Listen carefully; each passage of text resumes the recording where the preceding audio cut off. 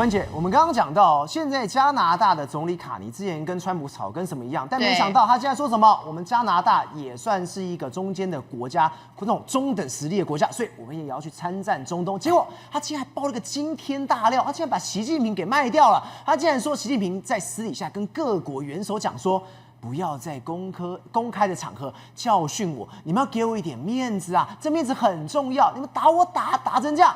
那我在国内怎么交代？是我跟你讲，这真的很好笑哦。这个卡尼啊，本来今年1月啊，还特别飞到了中国去哦，什么加拿大跟中国进行一个哇塞，什么史上要改善之前孟晚舟事件之后的两国僵局啊，我们还签了一个什么合约啊？之前我们有一个什么葵花籽油还是什么油的运到中国去，结果被中国用所谓的惩罚性哦，要给我们课一大堆关税啊。我跟你讲，我们现在跟中国关系可好了，本来要课70-80%的关税，现在只剩下5-6%啊，这没有问题。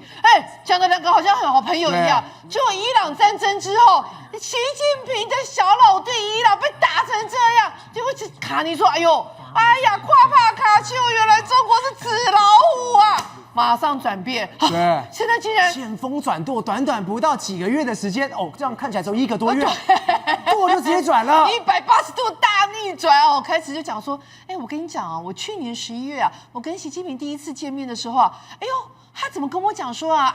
其实我跟你讲，我先跟你沟通一下，我们有一些你知道 personal interaction， 就是我们两个私底下要怎么样互动比较好啊？对，我跟你讲哦，你不要在公开场合don't lecture me in public， 就是说，领导我这边逮鸡你就有什么一个 issue 啊，有什么议题啊，直接来跟我讨论，不要在公开场合这样教训我哦，你这样教训我那这样子不太好哦，不好看。但是他后面有转回来，他私底下那个习近平的意思说，那你如果公开场合教训我，那私底下又在那边好像又在那边一边这样好像有点不太好。但是人家一听，人家只想到说他竟然意思是叫我不要洗他脸。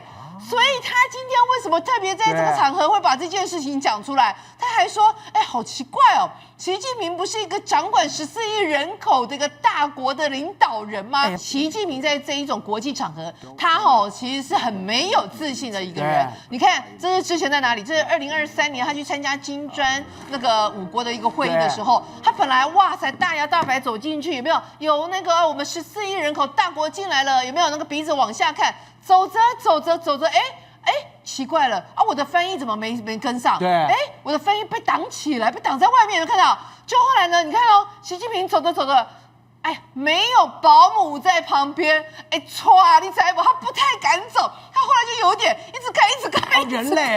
对，所以人家就心想说，怎么会这样？习近平怎么会在这样的场合感觉上很没有自信心？另外一个场合被人家又发现 G20， 这应该是第一次，就是川普在当总统那时候，他那么2018年有没有 G20 大家阿根廷那边见面的时候，然后习近平就一个人，你看有没有？他就站在那边，习近平那边有人在后面，左边那个另外应该是阿根廷的总统，结果。搞了老半天，阿根廷总统去跟那个谁安倍晋三讲话，没有人从头到尾在那边在快10分钟，没有人跟习近平讲话。所以这就是他最怕的，不要在国际上面不给我面子，是我会出事，我会出糗的。就本来是个大国，现在变成一个边缘人，你知道吗？那还有一件事情，人家就说，为什么习近平要特别去讲，不要在公开场合给我洗脸？还记不记得2017年他跑到美国去跟川普见面的时候，他们上一大堆菜吃到甜点的时候，川普说什么？川普说这个东西很谢谢你